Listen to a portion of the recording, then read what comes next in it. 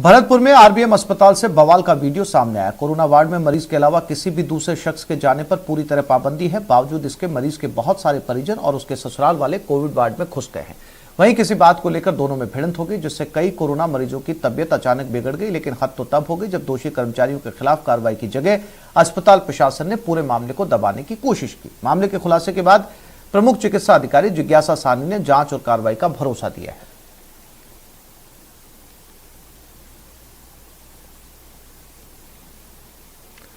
और इसी खबर पर ज्यादा जानकारी के लिए बात करते हैं हमारे संवाददाता दीपक पुरी के साथ। दीपक, क्या था ये पूरा मामला?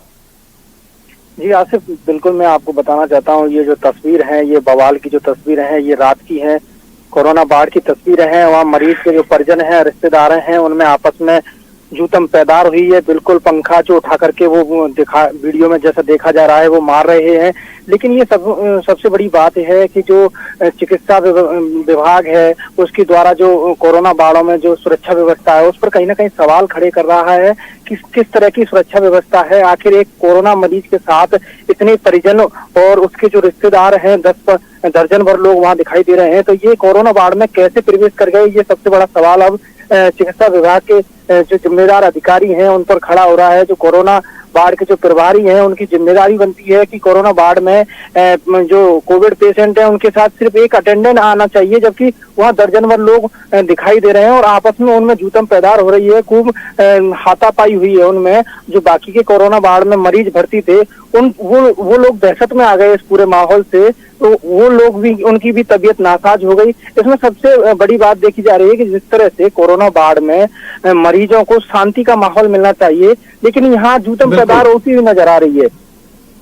इसके अलावा दीपक, जो इस झगड़े में नजर आ रहे हैं, उनमें से एक दो शख्स के चेहरे पर मास्क भी नहीं है और ये कोविड वार्ड है। बिल्कुल आसिफ, जिस तरह चिकित्सा विभाग की जो लापरवाही है, उस लापरवाही का एक खामियाजा चिकित्सा विभाग को भुगतना पड़ रहा है। दिन प्रतिदिन भरतपुर में जो कोरोना के आंकड़े हैं वो बढ़ते जा रहे हैं। ये कहीं ना कहीं चिकित्सा विभाग की भी लापरवाही है। जिस तरह से कोरोना वार्ड में सुरक्षा व्यवस्था होनी चाहिए, उस तरह के कोई सुरक्षा व्यवस्था के बंदोबस्त नहीं है।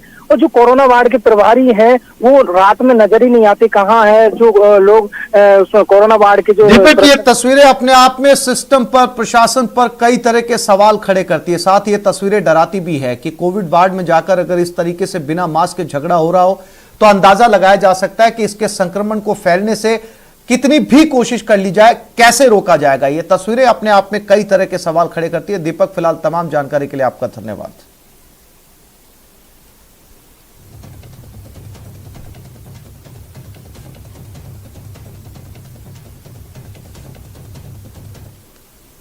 और देश में बिग कैट्स में कोरोना संक्रमण की दस्तक के बाद अब राजधानी जयपुर की नाहरगढ़ लॉयन सफारी